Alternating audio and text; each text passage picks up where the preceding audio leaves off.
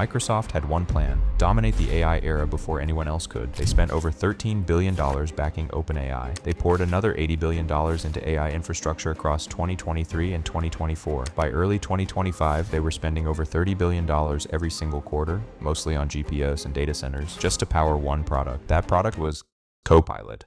And here's the result of all that spending. Out of 450 million Microsoft 365 commercial seats, only 3.3% paid for Copilot. That's it. One of the most aggressive, most expensive product pushes in tech history. And 96% of their own customer base said no. Microsoft's market cap dropped $500 billion in a single week after they announced even more AI spending. Wall Street wasn't buying it, customers weren't buying it, and Microsoft's own engineers, they quietly started using a competitor instead. This is the story of how Microsoft bet everything on Copilot and nearly broke itself in the process. To understand how bad this is, you need to understand how powerful Microsoft already was. Microsoft 365 is not just software, it's infrastructure. Hundreds of millions of people use Word, Excel, PowerPoint, Outlook, and Teams every single day, at work, at school, in offices, across every industry on Earth. These aren't casual users. These are locked-in enterprise customers, Fortune 500 companies, government departments, universities, businesses that have built their entire operations around Microsoft tools for decades. That kind of captive audience is a money printing machine, and in 2023, Microsoft saw an opening. The AI wave was coming. ChatGPT had just exploded into public consciousness. Every boardroom in the world was asking the same question: how do we get AI into our workflow? Microsoft had the answer ready, or at least they thought they did. They already owned GitHub, the largest code hosting platform on Earth, acquired in 2018. They had a $13 billion stake in OpenAI, the company behind ChatGPT, and they had hundreds of millions of Microsoft 365 users who were already paying, already logged in, already inside the Microsoft ecosystem every day. The strategy was almost too obvious. Take ChatGPT's capabilities, wire it directly into every Microsoft product, charge $30 per seat per month, and watch the money flow in.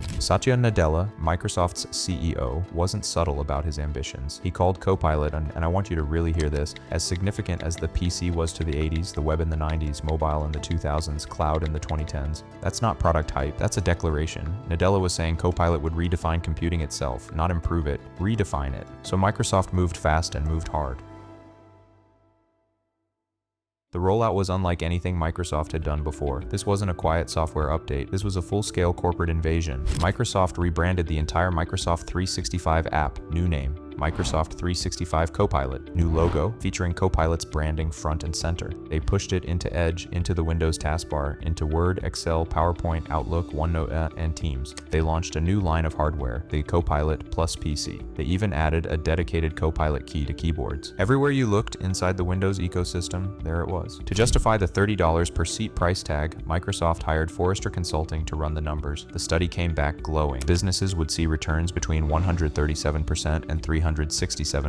Efficiency gains of 6 to 13%, worth between $5 million and $9.6 million over 3 years. For smaller businesses, a projected 6% revenue increase, 20% lower operating costs, 25% faster onboarding for new hires. On paper, it was a no-brainer, and initially the numbers looked promising. 70% of Fortune 500 companies had adopted Copilot. 94% of organizations using it reported some benefits. The press covered it as a triumph. Microsoft stock soared. But beneath those headlines, the actual data told a completely different story. Only 6% of those Fortune 500 companies completed an enterprise-wide rollout. 72% were still stuck in pilot mode. Limited trials, small groups, testing phases. Nobody was going all in. Nobody was signing off on thousands of seats. Nobody was saying this was worth the money. And that 3.3% paid adoption rate across 450 million seats, that wasn't a slow start. That was a rejection. The problem wasn't the idea. The problem was the product itself. Copilot didn't work the way Microsoft said it would, and users made absolutely sure everyone knew about it. Support forums, Reddit threads, product review sites, they filled up with complaints almost immediately. Here's what real users were writing. Give me a list of all the files I've opened today showing the file name, time it was accessed, and file size. Not only will it not place the content into my open Word doc, but it can't even get the contents of the file correct. It starts listing a useless list of files opened years ago. Copilot has been a negative productivity boost. I find it very frustrating that Copilot won't do anything to my documents. It just gives me complicated instructions on how to do it myself. I asked it to change the font of all dates in my Word document to bold. The reply told me how to do it myself. This was the core failure. Copilot wasn't actually doing things. It was telling users how to do things themselves. It was an expensive AI-powered instruction manual. Microsoft had promised a digital assistant that would act. What people got was a chatbot that talked. And it wasn't even a good chatbot. Copilot was built on OpenAI models, but not the latest ones. Microsoft had layered its own modifications on top of older versions of GPT-4. The result was a product that felt slower, less capable, and more restricted than just opening ChatGPT directly in your browser for free. Users noticed. The comparative data was brutal. ChatGPT scored 97% for ease of use and 93% for meeting user requirements. Copilot scored 86%. That gap sounds small, but when users are already skeptical, every percentage point matters. And here's the detail that says everything. Microsoft's own employees, the people building Windows, Office, Teams, Edge, and Surface, were paying out of their own pockets for ChatGPT subscriptions rather than using the AI product their own company was staking its future on. People started calling Microsoft Microslop. Someone built a browser extension to make every mention of Microsoft automatically display that nickname instead. Copilot got a new nickname too, Clippy 2.0, a reference to the universally hated animated paperclip assistant Microsoft forced on users in the late 1990s and eventually had to kill off in shame. History was repeating itself, and Microsoft wasn't learning from it.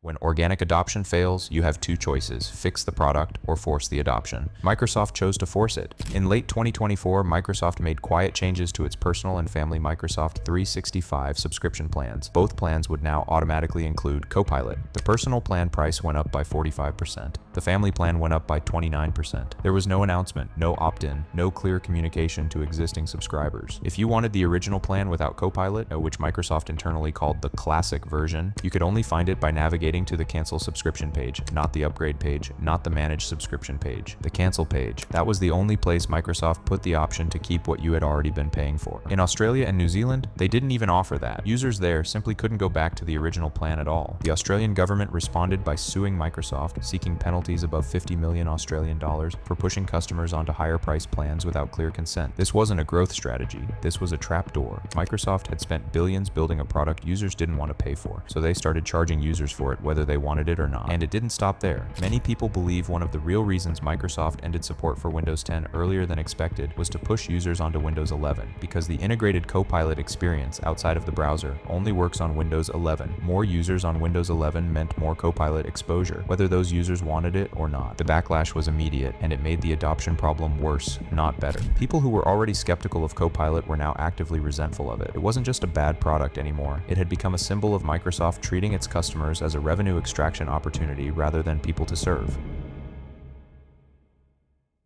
And then something happened that nobody at Microsoft wanted to say out loud. In 2025, Microsoft asked thousands of its own software engineers to test two AI coding tools side by side: GitHub Copilot, their own product, and Claude Code, built by Anthropic, a direct competitor. Engineers working on Windows, Office, Teams, Edge, and Surface were told to try both and report back honestly on which one worked better. Non-technical staff, designers, project managers, operations teams were also told to use Claude. Let that land for a second. The company that had spent over $13 billion backing OpenAI, that had declared Copilot to be the future of computing, was quietly handing its own workforce a competitor's tool and asking them to evaluate it. Shortly after, Microsoft struck a deal with Anthropic to make Claude models, Sonnet, Opus, and Haiku, available through Microsoft's Azure AI platform. They were integrating the competition directly into their own infrastructure. This wasn't a pivot, this was an admission. Microsoft's own salespeople couldn't sell Copilot either. Internal data showed that only 1 in 5 sales staff hit their AI sales targets. Microsoft quietly lowered those targets rather than address why the product wasn't resonating. The empire that was supposed to be built on Copilot was quietly being dismantled. Not with a press release, not with an apology, just with a series of small, careful moves that together said one clear thing: this didn't work the way we said it would.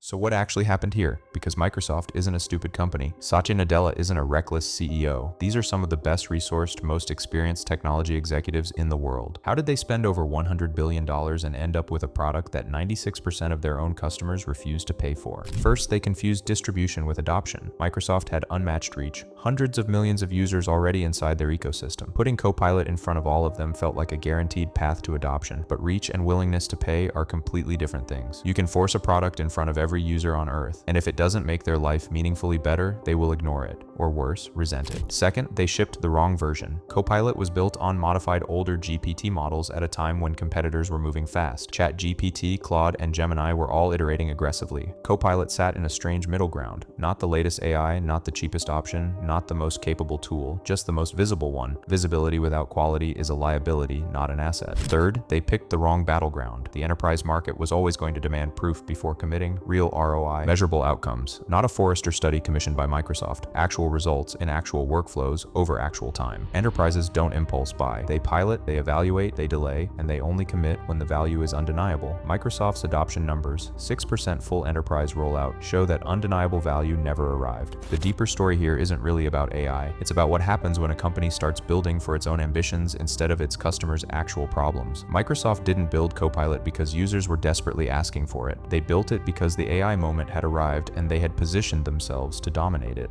The product was shaped by investor narrative and competitive pressure, not by genuine user need, and users felt that. The frustration wasn't just that Copilot didn't work well, it was that it felt like something being done to them, not for them. Copilot isn't dead. GitHub Copilot still has genuine, specific use cases that developers appreciate, and Microsoft will keep iterating. They have no other choice. The infrastructure spend is already committed. But the dream Satya Nadella described, Copilot as the next Windows, the next web, the next mobile revolution, that version is already over. What replaced it is quieter, more defensive, and funded by customers who never actually agreed to pay for any of it. The biggest AI bet in corporate history, and the most expensive lesson in the difference between a product people want and a product a company needs them to want.